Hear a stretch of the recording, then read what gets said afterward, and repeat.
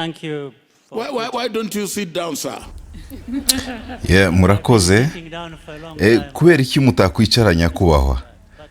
Oya, maze umwanya muremure nicaye. Ndumva nakomeza nkahagarara nta kibazo. Ariko reka ngira icyo mvuga, nakurikiranye ibiganiro mu mwanya muto maze hano. Ndatekereza hari ikintu cyiza cyavuzweho ku makimbirane n'ikiyateza kandi n'uburyo dushobora kubikemura. Ariko igihari cyo nuko amakimbirane ariho kandi hazahoraho n'ibijyanye no kuyakemura. Ariko nk'ibisanzwe hari amakimbirane ya kera kandi hari n'uburyo bwa kera bwo kuyakemura. Kandi hariho n'uburyo bushya bw'amakimbirane nk'uko byavuzwe, kandi hari n'ibiyatera nabyo bishya bihari. Ariko ibyagiye bivugwaho n'abari kuri pano kandi by'ingenzi, nibaza ko ibisubizo byakagombye gushakirwa mu bwoko bwa politike, mu bwoko bw'ubuyobozi, byatuma ibyo byose twavuze bitera ibibazo cyangwa se amakimbirane bishobora gukemukamo. Icyo nicyo kintu gikomeye. Uburyo bundi bwo kubirebamo kandi bushobora gutuma tuzamura n'ikibazo kandi tugomba no gusubiza n'igihe kirekire cyane tuvuga ku bijyanye n'amakimbirane n'ibiyatera. For such a conflict to be resolved. Now, the question is, if we have an Noneho ikibazo ni iki? Niba twagerageje kwiga amakimbirane n'ibiyatera, niba koko twagize igitekerezo cya nyacyo, noneho ni iki gikurikiraho? Ibi biratugarura kuvuga ngo abayobozi twakagombye kuba turwana n'ibi bibazo. Hano nta nubwo ndimo ndatanga igitekerezo ngo wenda hari umuyobozi umwe wagomba gushaka ibisubizo ku bibazo cyangwa se amakimbirane ahari, cyangwa se ko hari ikindi gisubizo gihari gikomeye kuri ibi bibazo. Ahubwo ni ukureba uburyo tutwaramo ibi bibazo n'uburyo dushaka kubikemuramo, no kureba umuzi w'ibi bibazo. Kandi ndizera ko iyo bije kuri Afurika hari abantu benshi mwamaze kugira uko mubitekerezaho cyangwa mubibona. Ndatekereza ko tugomba gufata inshingano kandi tukemera gutsindwa kwacu mu guhangana n'ibi bibazo. Urugero nk'ibyo nyakubahwa Perezida ucyuye igihe Obasanjo yahoze avuga ku bibazo bya Boko Haram, ushobora kubikoresha no mu bindi bibazo. President Obasanjo has just said, on the case of Boko Haram, or you can use that for many other cases. For me, when I'm watching on television, ku bwanjye iyo ndimo kureba kuri televiziyo nkabona abayobozi bacu bakagombye kuba bicaye hamwe barwana n'ibi bibazo bibangamiye ibihugu byabo, bategereje kugeza igihe bazatumirwa kujya i Burayi, kwicara hariya gusa ni nkaho baremwe kugira ngo bicare hasi gusa hanyuma bavuge ibibazo byabo. Kuki uwo muntu aba ategereje ibyo ngibyo? Ese ni iyihe shusho bitanga kuri twe no kuri Afurika?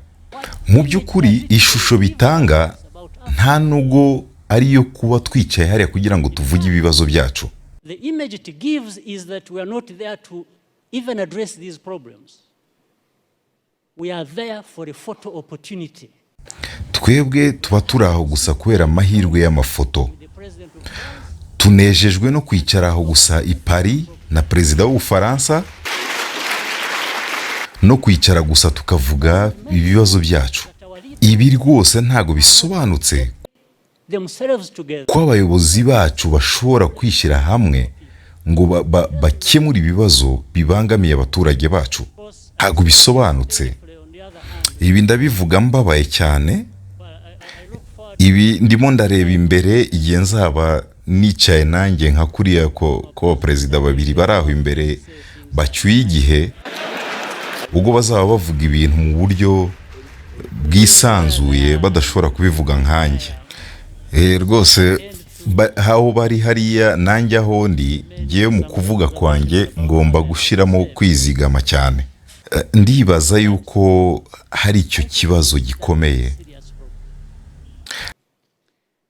African leaders, we don't need to be invited anywhere to go and address our problems without first inviting. Abayobozi ba Afurika ntago dukeneye kuba dutumirwa ahantu hariho hose kugenda ngo tujye kuvuga ibibazo byacu cyangwa se kubitangaza. Kandi mu gihe tutaratumira twebwe ubwacu ngo twitumire tuze tuganire ibibazo byacu kugira ngo twicare tubwirane ukuri twagombaga kubwirana ibibazo byacu kandi by'ingutu.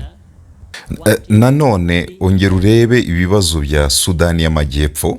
Ikibazo cya mbere cyari uko muri icyo gihugu abaturage bashakaga kugira ubwigenge kandi baje kubona ubwo bwigenge, none biza guhinduka nanone ikibazo. Gute ufite intambara imwe warwanye ushaka ubwigenge, nanone ukagira n'indi uri burwane kuko wabonye ubwigenge?